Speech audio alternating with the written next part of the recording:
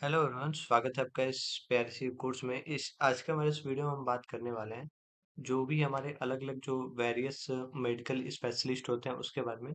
जो कि मतलब कि कोई भी ऐसे ट्रीटमेंट या फिर ऐसे मेडिकल स्पेशलिस्ट होते हैं अलग अलग, मतलब हॉस्पिटल हो गया या फिर अलग अलग जो ट्रीटमेंट है हो गया, डायग्नोसिस हो गया, तो उसके बेसिस पे तो उसको हम लोग देखेंगे। इसमें हम लोग बात करें इंट्रोडक्शन की, तो जो मॉडर्न हेल्थ सिस्टम है वहाँ पे जो डॉक्टर्स हैं वो स्पेसिफिक एरिया के लिए स्पेशलाइज हो गए हैं।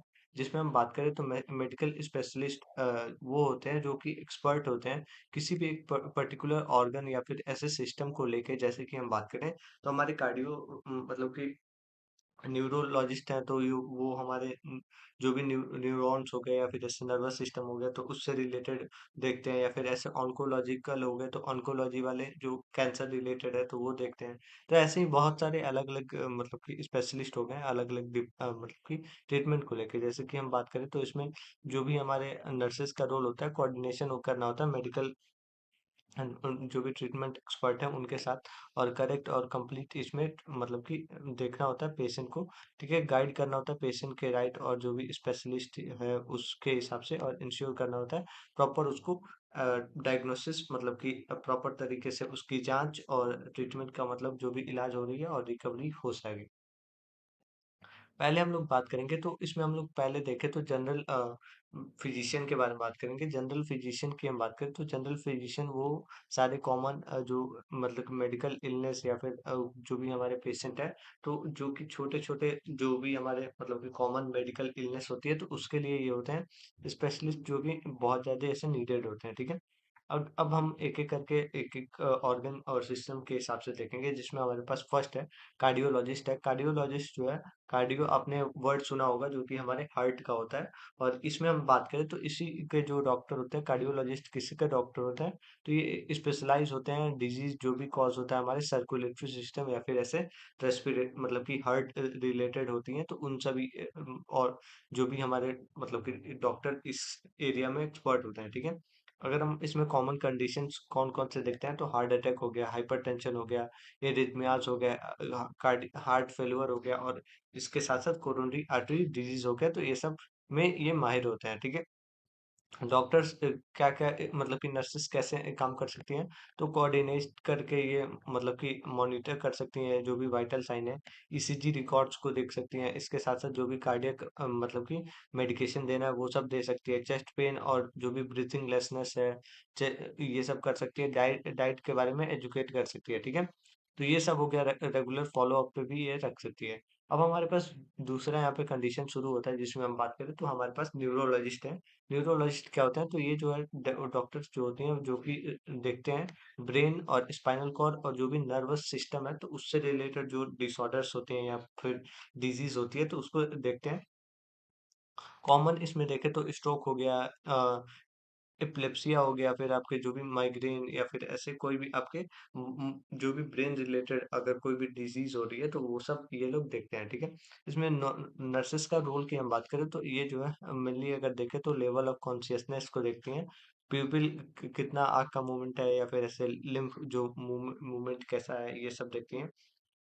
इसके साथ-साथ ईसीजी और एमआरआई और इसके साथ-साथ सीटी स्कैन में भी ये असिस्ट करती हैं। ठीक है, और एडमिनिस्टर करती हैं जो भी मेडिकेशन प्रिस्क्राइब रहता है। और साथ ही में हम बात करें तो बेड सोर हो गया या फिर ऐसे कोई भी एस्पिरेशन फॉल हो गया, तो ये सब में ये बहुत ज़्यादा काम करती हैं। ठीक है, पेशेंट जो है पेशेंट हो गया या फैमिली एजुकेशन हो गया, तो उसमें क्या-क्या होता है तो ये प्रोवाइड करते हैं डिजास्टर और थेरेपी, और जो भी हमारे मतलब कि रिहैबिलिटेशन और मेडिसिन्स होती हैं तो वहाँ पे ये बहुत ज़्यादा काम करती हैं। किसी डिजीज़ हुआ है तो डिजीज़ के बारे में फैमिली और जो पेशेंट है उसको एजुकेट करना, थेरेपी जो है जो कि ज़रूरी है उसके लिए बताना बहुत ज़्यादा हो जाता है। ठीक है, अच्छा, ठीक है। अब तीसरा चौथा की हम बात करें तो इसमें हमारे पास ऑर्थोपेडिक सर्जन्स हैं। ठीक है, तो ये जो है देखें तो डॉक्टर्स होते हैं जो कि डील करते हैं डिजीज़ जो कि हमारे इंजरी हो हुई रहती है, बोन का, जॉइंट का, लिगामेंट का, मसल्स का, और इसके साथ-साथ जो भी हमारे फ्रैक्चर और डिसलोकेशन है उसके। ठीक है, इसमें क्या-क्या कॉमन कंडीशंस होती हैं, तो कॉमन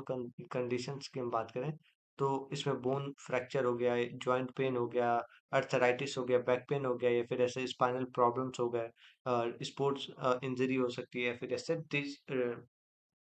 जो भी हमारे डिफ़ॉर्मिटीज़ हो गई, तो ये सब इसमें आता है, जिसमें हम हमारा क्लब फुट हो गया या फिर ऐसे स्coliosis हो गया, ठीक है? तो हम इसमें हम नर्सिंग रोल क्या होता है, तो नर्सिंग रोल में पहले तो पेशेंट को मतलब कि प्रिपेयर करते हैं हम लोग एक्स-रे, सीटी स्कैन या फिर सर्जरी के लिए, ठीक है? और प्ले करते हैं जो भी कास्ट या फिर स्प्लिंट या फिर ऐसे जो भी टेंशन होता है, तो उसमें ये लोग काम करते हैं, जो भी जैसे कि अगर देखें तो हड्डी टूटता है तो पीओपी लगती है तो उसको हम लोग कास्ट बोलते हैं। ऐसे ही स्प्लिंट होता है और ये जो भी ट्रैक्शन होता है तो ये सब होता है, ठीक है?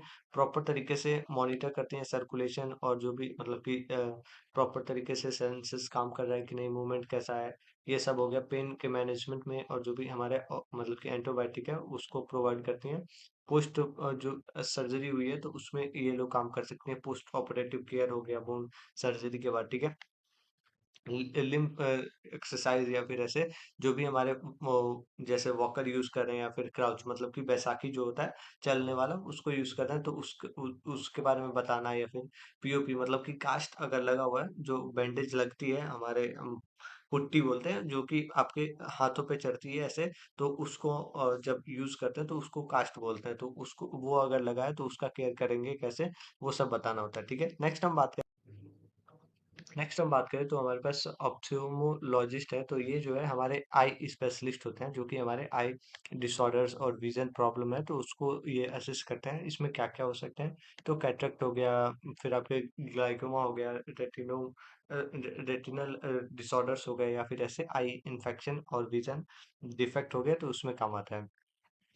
हम देखें तो इसमें हम लोग क्या क्या मतलब कि पेशेंट नर्सेस क्या क्या इसमें रोल करती हैं, तो प्री और पोस्ट ऑपरेटिव केयर में काम करती हैं। आई ड्रॉप और जो भी हमारा ऑइंटमेंट्स है उसमें काम करती हैं, मेंटेन करती हैं आई हाइजीन को और प्रिवेंट करती हैं इन्फेक्शन से, ठीक है? इसके साथ साथ असिस्ट करती हैं जो भी हमारे एग्जामिनेशन है या फिर जो प्रोसीजर है उसमें, ठीक है? आई केयर और मतलब कि क्लीननेस में ये एजुकेट करती हैं, प्रॉपर मेडिसिन को यूज करना एजुकेट करती हैं। इसके साथ साथ अवॉइड करती हैं रब करना आइज को या फिर हैवी वर्क को, तो इसमें काम करती हैं, ठीक है? अब हम आगे बात करें तो हमारे पास ऑनको ऑन्कोलॉजिस्ट है। तो ऑन्कोलॉजिस्ट क्या होता है, तो ये जो है कैंसर स्पेशलिस्ट होते हैं। ये मतलब कि ट्रीट करते हैं कैंसर को, जैसे कि हमारा कीमोथेरेपी हो गया, रेडिएशन थेरेपी हो गया, सर्जरी से, तो ये सब यूज करते हैं और यहाँ पे ये ट्रीट करते हैं कैंसर को, ठीक है? कॉमन अगर कंडीशंस की बात करें तो कॉमन कंडीशन जो होती है यहाँ पे हम देखें तो ब्रेस्ट कैंसर, लंग कैंसर या ब्लड कैंसर या फिर ऐसे कोई भी ट्यूमर्स है हमारे अलग अलग ऑर्गन्स में, तो ये सब देखते हैं, ठीक है? नर्सेस का क्या रोल होता है ऑन्कोलॉजिस्ट में, तो ये असिस्ट करते हैं कीमोथेरेपी में। इसके साथ साथ जो हमारे मतलब कि सेफ मतलब कि इसमें इफेक्ट को दिखाती हैं, जैसे कि हमारा नोजिया, वोमिटिंग, हेयर लॉस हो गया, फटीग हो गया, ये सब हो गया, ठीक है? प्रोवाइड करती हैं सपोर्ट मतलब कि सपोर्टिव केयर को, जैसे न्यूट्रिशन, हमारा जो भी हाइजीन हो गया, पेन हो गया, तो ये सब में। और इसके साथ साथ ऑब्जर्व करती हैं जो भी हमारे कॉम्प्लिकेशंस होती हैं या फिर ऐसे रैपिड मतलब कि रिपोर्ट करती हैं इमीडिएट अगर कुछ भी प्रॉब्लम हो, ठीक है? साइकोलॉजिकल सपोर्ट देती हैं, इमोशनल सपोर्ट देती हैं, ठीक है? और इसके साथ एजुकेट करती हैं ट्रीटमेंट प्लान के बारे में, साइड इफेक्ट और जो भी हमारा इन्फेक्शन प्रिवेंशन है उसके बारे में। सो नेक्स्ट हम बात करें तो हमारे पास गायनोकोलॉजिस्ट है और ऑब्स्टेट्रिशियन, मतलब कि ऐसे जो भी हमारे रोग होते हैं, जैसे कि हम बात करें तो वुमेन रिप्रोडक्शन से या फिर ऐसे चाइल्ड बर्थ या फिर प्रेगनेंसी से रिलेटेड होते हैं, तो ये सब ये लोग देखते हैं, ठीक है? ये ओबीजी डिपार्टमेंट हमारा ऐसे आता है, ठीक है?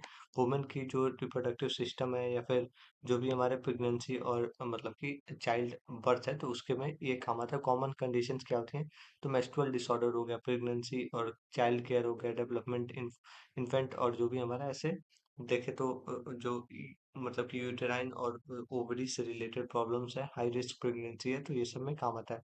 इसमें रोल ऑफ नर्स क्या होता है, तो इसमें नर्सेस जो है वो एंटी नेटल और पोस्ट नेटल, ये अगर आप नर्सिंग ज्वाइन करोगे तो ये आपको पता चलेगा, ठीक है? तो मतलब कि एंटी नेटल मतलब कि बर्थ के पहले और पोस्ट नेटल मतलब कि बर्थ के बाद ये कैसा हो गया, ठीक है? उसमें देखा जाता है लेबर और जो डिलीवरी होती है तो उस उसमें असिस्ट करते हैं। मदर और जो भी फीटल है कंडीशन है उसमें काम करती हैं और इसके साथ साथ जो पेशेंट की प्रोसीजर है उसमें भी होता है, ठीक है? और एजुकेट हेल्थ एजुकेशन में ये न्यूट्रिशन के बारे में हेल्थ एजुकेट करती हैं, ब्रेस्ट फीडिंग और फैमिली के जो प्लानिंग है उसमें ये मतलब कि हेल्प करती हैं, ठीक है? इसमें इसके बाद से हमारे पास नेक्स्ट जो है वो पीडियाट्रिशियन है, ठीक है। तो ये जो है बाल रोगी विशेषज्ञ बोलते हैं इसको। इसमें होता क्या है, तो ये ट्रीट करते हैं इन्फेंट, चाइल्ड और जो भी एडोलसेंट है, तो उन सभी को ट्रीट करते हैं। इसमें क्या क्या हो सकता है, तो चाइल्ड हुड इन्फेक्शन, फीवर को, कफ, डायरिया, ग्रोथ और मतलब कि डेवलपमेंट प्रॉब्लम हो गया, फिर आपके जो भी वैक्सीनेशन इम्यूनाइजेशन हो गया, तो ये सब आता है, ठीक है। अब नेक्स्ट इसमें नर्सेस का रोल क्या होता है, तो मॉनिटर करना वेट, मतलब कि हाइट और टेम्परेचर का, ठीक है। इम्यूनाइजेशन प्रोग्राम को चेक करना, मेडिकेशन को देना, फिर ग्रोथ मतलब कि डेवलपमेंट को चेक करना, एजुकेट करना न्यूट्रिशन और इम्यूनाइजेशन के बारे में और चाइल्ड हेल्थ के बारे में, ठीक है। अब हमारे पास नेक्स्ट जो है वो साइकेट्रिक है, ठीक है।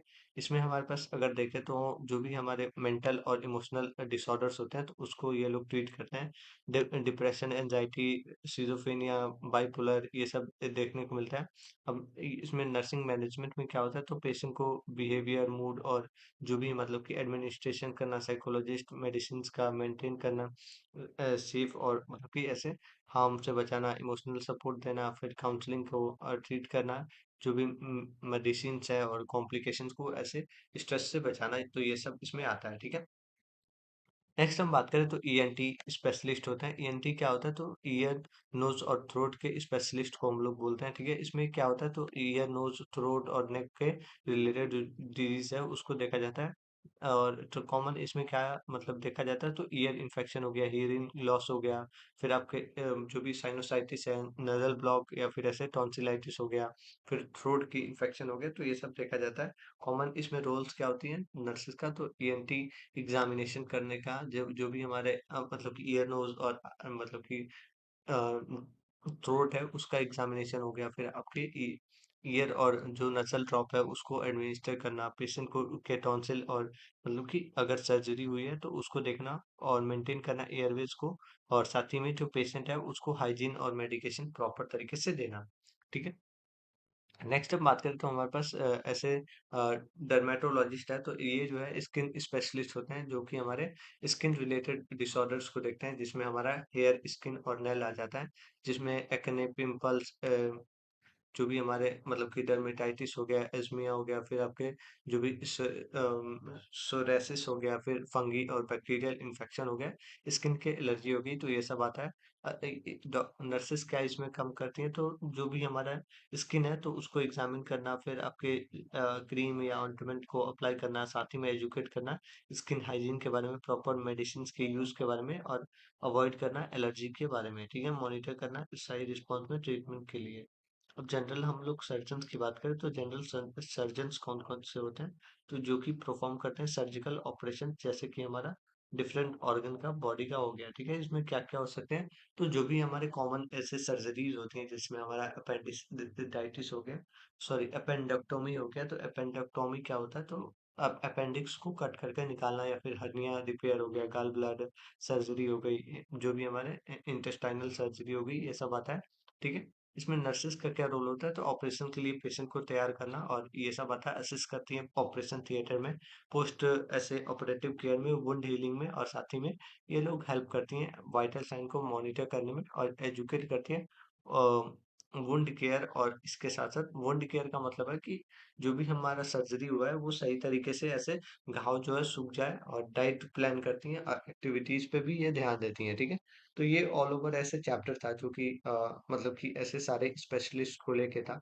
अगर आपको ये वीडियो अच्छी लगी हो तो लाइक करना, चैनल को भी सब्सक्राइब कर लेना, और दोस्तों को भी ऐसे आप बता सकते हो इस कोर्स के बारे में, ठीक है। मिलते हैं नेक्स्ट वीडियो में, अभी के लिए thank you, have a good day. और नेक्स्ट चैप्टर हम लोग जो देखेंगे वो हमारा रहेगा कम्युनिकेबल और नॉन कम्युनिकेबल। इसमें हम लोग पहले कम्युनिकेबल को देखेंगे, नेक्स्ट वीडियो में नॉन कम्युनिकेबल डिजीज को देखेंगे, ठीक है। देन उसके बाद से हम नेक्स्ट दूसरे चैप्टर को स्टार्ट करेंगे, जो कि हमारा डिजास्टर मैनेजमेंट होगा, और इस तरीके से हम लोग उसको कम्प्लीटली ऐसे कवर करेंगे, ठीक है। तो मिलते हैं नेक्स्ट वीडियो में, थैंक यू।